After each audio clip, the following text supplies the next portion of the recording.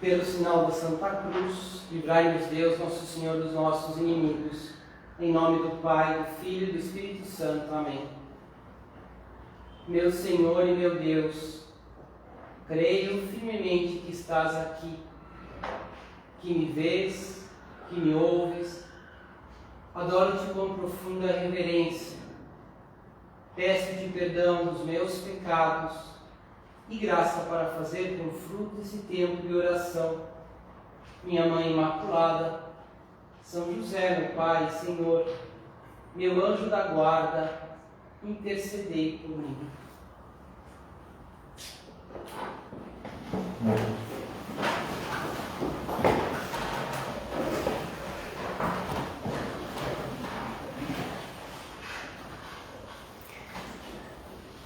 Várias de vocês me falaram esta tarde, né? Não sei porquê, que as pessoas que hoje as pessoas estão um pouco atordoadas, né? Um pouco. E eu me lembrei, eu nem tinha pensado, mas do Evangelho de hoje, né? Que é o Evangelho dos discípulos de Emaús. Esses sim estavam bem atordoados, né? Eles estavam voltando para a cidade, achando que, puxa, não sei o que está acontecendo, mudou tudo, né? Quer dizer, a gente tinha um plano de seguir Jesus e parecia que estava tudo tão bem, tudo tão certo, e agora o que a gente faz, né? E aí diz o Evangelho assim: então Jesus se aproximou e começou a caminhar com eles. Bastaria esse versículo, né, para a gente pensar tantas coisas, e é uma boa introdução para a meditação de hoje, para a gente pensar nessa mensagem da Páscoa. Que mesmo quando a gente está nesses momentos assim um pouco perdidos, um pouco atordoados, não sei por quê, né? Porque muda um pouco essa pandemia que volta, que vem, os horários que mudam, a gente não sabe. Jesus caminha conosco. Jesus começou a caminhar com eles. E assim, né? Do jeito como é a nossa vida, a gente nem percebe às vezes. Parece que as coisas estão cinzas, parece que as coisas não mudam, parece que não vejo muita perspectiva. Mas Jesus está. Jesus está. E a mensagem da Páscoa é ainda mais forte, né? Quer dizer, Jesus ressuscitou. Ressuscitou para nunca mais nos deixar. E é uma verdade, né? Não é algo... Aliás, a ressurreição, vocês sabem que não é um dogma proclamado pela igreja. Não. Assim, no sentido, né, de uma coisa proclamada, não, é algo histórico, nem precisa, é algo que tem várias testemunhas, né, e aí Jesus fez questão de aparecer a vários, né, de ficar 40 dias com os apóstolos. Foi uma necessidade de confirmar no coração daqueles apóstolos, no nosso coração, toda a sua mensagem. Talvez a pintura, né, ou a pintura a óleo mais famosa, ou mais importante no Brasil, é um quadro do Rafael, né, da ressurreição de Cristo, em que é um quadro clássico, né, que está lá no Museu de Arte de São Paulo, no MASP, e que é essa representação clássica de Jesus ressuscitado, que é Jesus com uma bandeira que significa vitória, né, quer dizer, que na época era, né, significa esse triunfo, né? Quando os generais entravam em Roma, né? Entravam com essas bandeiras, né? Que significava Jesus é vitorioso, né? A gente já tem a vitória, né? A gente já tem, né? Uma vitória que não é uma vitória política, intelectual, né? Que simplesmente a gente poderia dizer, não, que tudo vai dar certo, não, mas é a vitória do amor. Né, que Cristo mostrou e provou que nos ama e que agora está conosco, né, e que está, digamos assim, com mais facilidade, né, do que estava lá com os apóstolos, porque Jesus fisicamente, né, devia ser maravilhoso estar ao lado de Cristo, mas ele só podia estar em um lugar, né? Enfim, agora não, agora ele está aqui na Eucaristia, está na nossa alma em graça, né? Essa é a vitória. E isso, o fundamento que nós queria falar hoje, né, que é o fundamento assim é o fundamento do otimismo cristão, né? Essa verdade do amor de Cristo. É tão bonito essas palavras de São Paulo, né? Que ele era um apóstolo, assim, fazia muitas coisas e nunca desistia de nada. E aí, por que ele nunca desistia? Porque ele tinha esse otimismo sempre presente. Porque ele tinha essa consciência. Então, queria ler duas passagens. Se Deus é por nós, quem será contra nós? São Paulo dizia. Aquele que não poupou o seu próprio filho, mas por todos nós entregou, como não nos dará com ele todas as coisas? Temos tudo, diz São Paulo. Depois, em outra passagem, diz: quem nos separará do amor de Cristo? Esse amor de Deus por nós. A tribulação, a angústia, a perseguição, a fome, a nudez, o perigo, a espada? Mas em todas essas coisas somos mais que vencedores. Diz que em grego esse mais que vencedores era, em todas as coisas nós super vencemos, seria uma tradução mais literal, né? Quer dizer, nós vencemos muito mais do que vencemos, né? Então, seremos mais do que vencedores pela virtude daquele que nos amou. Se nós, e agora é a oportunidade que temos, né? Os cristãos agora de incorporar, de interiorizar essa mensagem da Páscoa, seremos mais otimistas, né?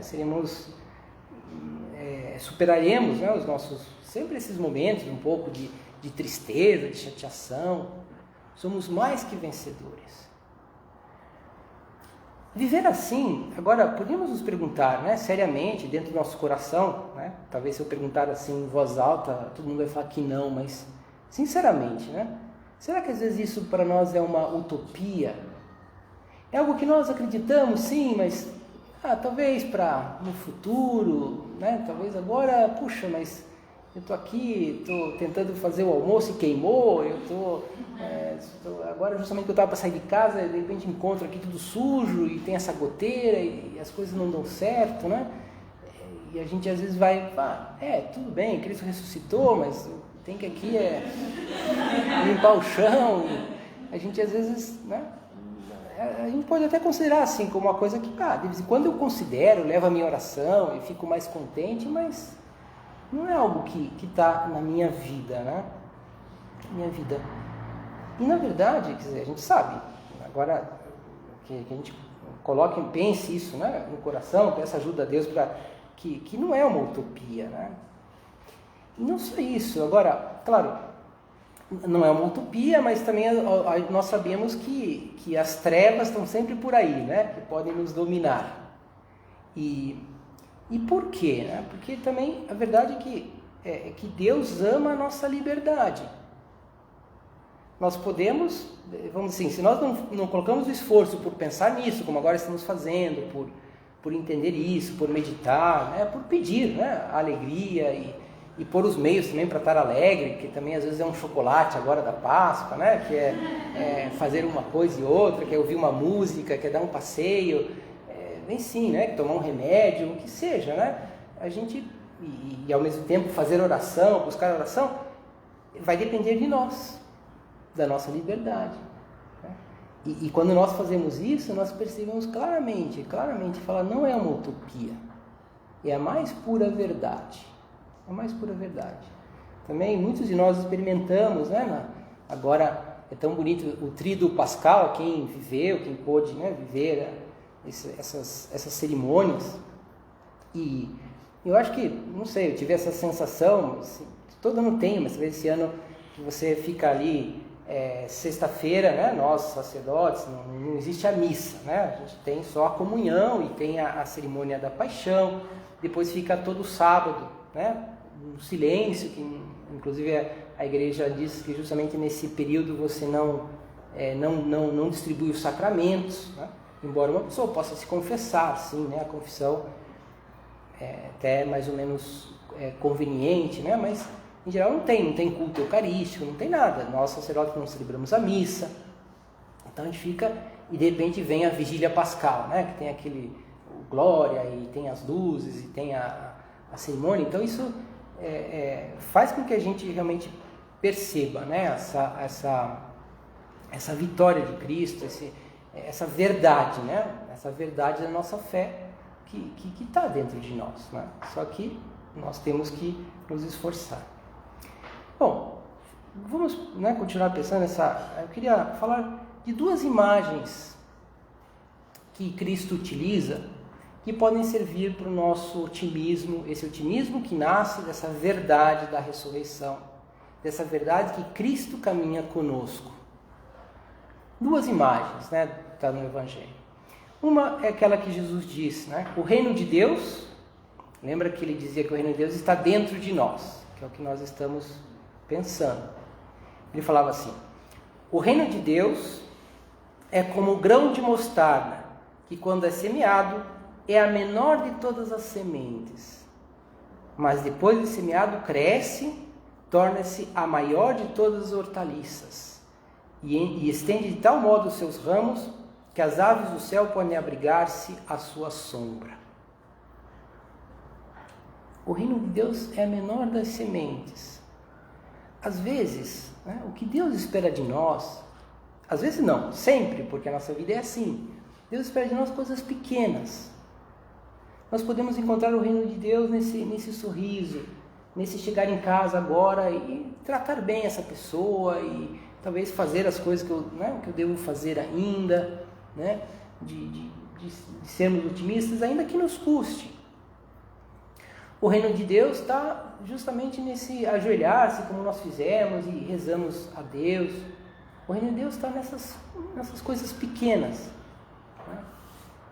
É a menor de todas as hortaliças, só que ao mesmo tempo, né, pode produzir em nós uma enorme alegria, essa sensação de plenitude, de felicidade, que também é verdade, que todos nós experimentamos quando estamos perto de Deus.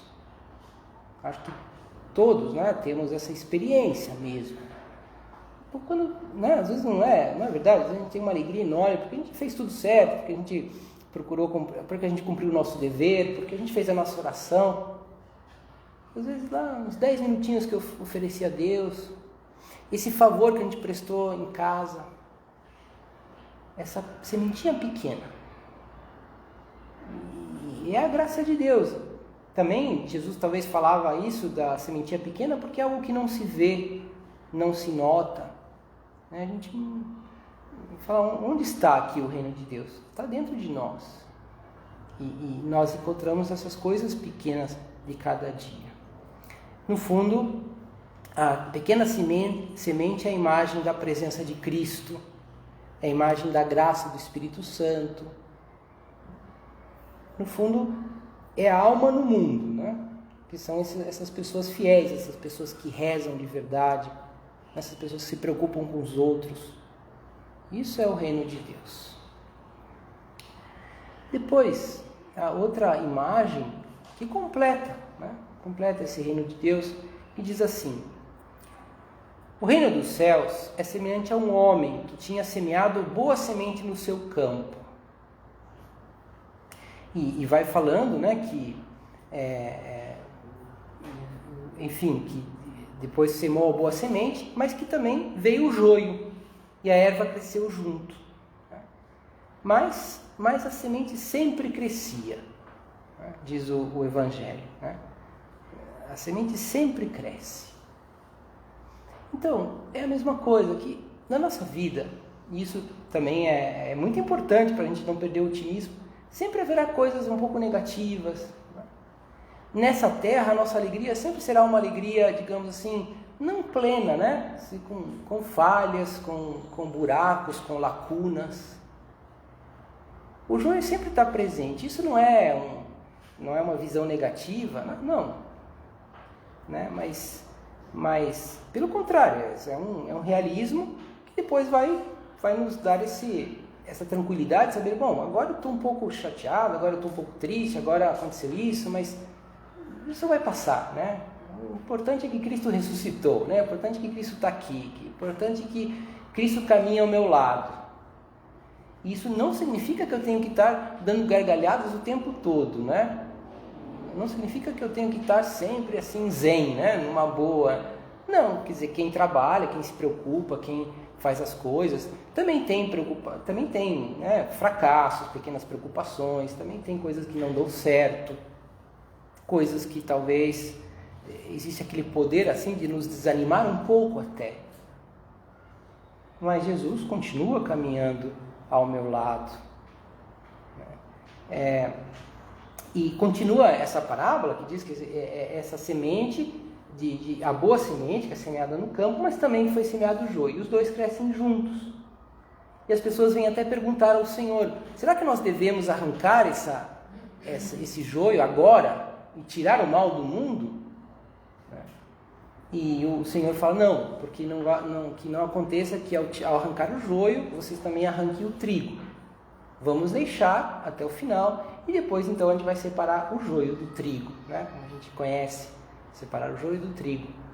No fundo saber que no mundo sempre, claro, não significa que a gente tem que cruzar os braços, não é isso, né? Significa que diante do mal, não, a gente tem que lutar contra o mal, né? Mas que sempre haverá, né, defeitos, sempre, né, que isso vai existir sempre. Mas a mensagem aqui da parábola é que a boa semente está aí, que o bem está aí. Eu escutava um filósofo que agora é muito interessante, né? Ele falava que ele estudava, chama Jordan Peterson, né? Alguém deve conhecer. Ele fala, porque ele estudou, ele falava, né, que ele não é nem assim, não tem uma matiz cristã no seu pensamento, mas é muito coerente. Ele falava que ele estudou durante 30 anos o mal, porque ele estudou o nazismo, estudou o comunismo, estudou todo tipo de totalitarismos, inclusive com a preocupação de falar como é possível, né, que tenha havido esses genocídios, né, mas aí ele falava, mas ao estudar o mal, eu percebi que a força do bem é superior a qualquer mal. Que a força do bem é superior. E é verdade, né? Nós vemos isso nas pessoas, vemos às vezes em nós, talvez em nós menos até, mas a gente olha, né, há tantas pessoas boas que resistem, né? E isso, no fundo, o que a gente pode dizer? Isso é o reino de Deus. A igreja está aí, né? Os santos estão aí. A graça de Deus está aí. Aí mais ainda falar, a Eucaristia está aqui, né? E, enfim, temos tantas coisas boas. Há conta-se, né, que no deserto do Chile, né, tem uma região que chega a época do inverno, né, da seca. É um deserto mesmo, quer dizer, tudo assim meio avermelhado, meio cor assim, meio areia, né? Você vê tudo seco, não tem uma só planta. E quando vem as primeiras chuvas da primavera, né, aquele deserto tudo seco, de repente tem lá umas plantas especiais, se converte assim em um campo com flores muito variadas, de cores muito variadas. Assim, em pouco tempo, né? Coisa assim de algumas semanas, de repente brota, né? Podemos dizer que às vezes é assim na nossa vida, às vezes, né? Nem sempre, mas às vezes pode ser a gente é um deserto, mas a semente está lá, a graça de Deus está lá e está sempre, podemos ter essa certeza. Por isso, agora dizendo como que podemos, né, encontrar essas sementes de bem? Como que podemos fazer crescer na nossa vida esse otimismo? Como podemos fazer com que vamos assim, a gente se apoie nessa verdade, que é a verdade mais importante, né? Que Deus está presente, que Deus está conosco, que Jesus ressuscitou por nós, Ele quer nos encher de graças, Ele quer distribuir no mundo essas graças e distribui, né? Distribui. Porque no meio do mal existe o bem, né? Existe essa força do bem. Podemos dizer que é como se fosse, diria que é como se fosse dois rios, assim, né? Que vão regando esse bem, né? No mundo e na nossa vida. Em primeiro lugar, né? A gente pode, que nos trazem, né? esse otimismo agora, aqui e agora. Então, em primeiro lugar, a vida dos santos, a vida das pessoas santas. E dizia, uns anos atrás, o Papa Bento XVI, dizia assim: os santos são os verdadeiros portadores de luz dentro da história, porque são homens e mulheres de fé, esperança e caridade. E, quer dizer, esses portadores de luz. O admirável não é que nessa igreja, que somos nós, haja pecados. O admirável é que, apesar de tudo, a palavra de Deus tenha continuado presente nela através dos séculos. Que os sacramentos permaneçam sempre os mesmos e se renovem uma e outra vez na sua força e frescor incorruptíveis. O admirável é que, deste vigor da palavra de Deus, e apesar de todo o bloqueio que opomos, tenha nascido sempre de novo a renovação da igreja e do mundo. Que em todas as gerações tenham surgido santos. Também hoje os há. E se não abrirmos os olhos apenas para a suspeita, mas também para o bem, poderemos encontrá-los ao nosso redor. Então, essa luz dos santos. Claro, em primeiro lugar, nós podemos encontrar, digamos, os santos que nós conhecemos, na vida dos santos. Às vezes ler é algo muito bom, ler, conhecer a vida dos santos, conhecer esses santos atuais. Graças a Deus, hoje em dia se canoniza tanta gente, cada mês tem essas... E cada pessoa é um exemplo de vida, um exemplo muito próximo. Estou me lembrando assim, de dois que eu conheci, recentemente li a vida. Por exemplo, aqui no Rio de Janeiro tem esse rapaz que era médico, era seminarista e também era surfista, que é o Guido Scheffer, o pessoal põe como surfista, mas ele não se santificou sendo surfista não, ele se santificou sendo médico e depois, inclusive, entrou no seminário. Depois tem uma história muito bonita, muito simples, ao mesmo tempo de muita santidade, que é um advogado chamado Marcelo Câmara, que entrou também, está em processo de canonização, que morreu jovem, mais recente, até que o Guido, e morreu muito jovem, assim, com cerca um pouquinho mais de 30 anos, depois de ter conseguido com muito esforço passar num concurso, e a vida profissional dele estava começando a decolar, e ele teve um câncer assim muito violento e morreu com fama de santidade, deixando muitos amigos, deixando um suco profundo, assim como a gente vê o Guido aqui no Rio de Janeiro, o Marcelo, que o pessoal chama Marcelinho lá em Florianópolis, e assim tem vários, se a gente olhar na história da igreja, São José Maria Escrivá e tantos outros santos que nós podemos conhecer. Então esse é o primeiro rio que nos traz essa luz, essa verdadeira luz para a nossa vida. E é interessante esses santos atuais que a gente vê que são muito próximos, são da nossa, digamos, viveram do jeito que a gente vive, assim, muito parecido, com os problemas também que tinham, etc.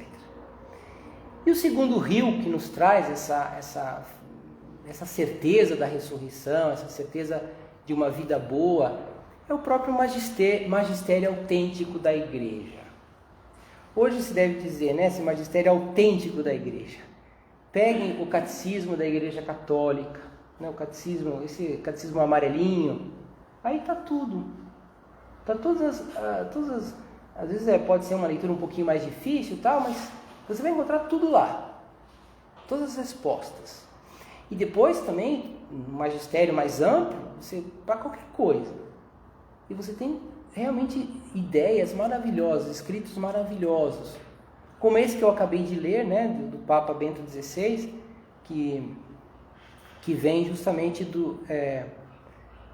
um documento, do Papa, não sei, acho que é Sacramento Caritatis, agora não anotei aqui o documento, mas é o magistério da igreja, que nós vamos aprendendo, que é conhecer a doutrina. Aí está tudo, está tudo. E que podemos encontrar a resposta de tudo. Eu falo magistério autêntico, porque também hoje em dia mesmo os católicos, podem querer saber, eu quero saber sobre esse tema, aí coloca lá na internet, dá o Google e vai aparecer um monte de coisa, e pode aparecer um monte de coisa que pode parecer certo, mas não é, Às vezes também a gente vive numa era de extremismos, Não, esse magistério foi nos entregue por Deus, pelo próprio Deus. Né? São coisas muito pensadas, e para sair um documento da Santa Sé é uma coisa que passa pela mão de muita gente, né? E muito estudado e tal, e depois não, vai... E só são coisas boas. Então, quando a gente escuta falar algo sobre a igreja, não, o Papa disse isso, calma, vou ver. O que está escrito no magistério? O que está escrito no catecismo? O que está escrito no documento oficial? Tá? Também uma coisa, outra coisa é o Papa estar lá numa entrevista e estar falando, né, assim, como São Paulo, né? Se você tirar algumas frases de São Paulo, você vai dizer, nossa, que às vezes tem coisas até um pouco absurdas na Sagrada Escritura, né? Se você tira do contexto, né? Então, não, vamos ver. Aí está, vamos encontrar com facilidade, né? Essa verdade de que Cristo ressuscitou, está dentro de nós e nos quer fazer felizes. E podemos, com essa fé, imitar a vida dos santos, se apoiar no magistério autêntico da igreja, e vivendo com essa fé, então nós podemos fazer também entrar essa luz de Deus no mundo, que o mundo tanto precisa, né? De dizer a cada um, como agora Deus nos diz, né? Você não está sozinho. Nós não estamos sozinhos. Nós estamos muito bem acompanhados. E temos a companhia de Deus, nosso Senhor, para sempre. A diferença é que talvez agora, um pouquinho assim, nas trevas, misturado com o joio, né? Agora talvez com uma certa dificuldade, mas que depois, um dia, no céu, né? Veremos face a face para sempre, com toda a claridade. O que podemos já ver agora, né?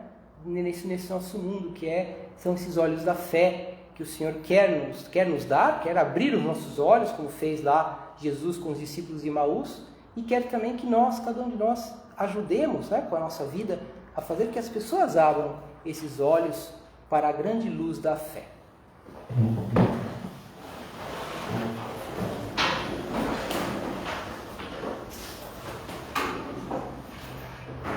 Dou-te graças, meu Deus, pelos bons propósitos, afetos e inspirações que me comunicaste nesta meditação.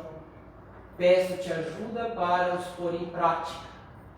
Minha Mãe Imaculada, São José, meu Pai e Senhor, meu anjo da guarda, intercedei por mim.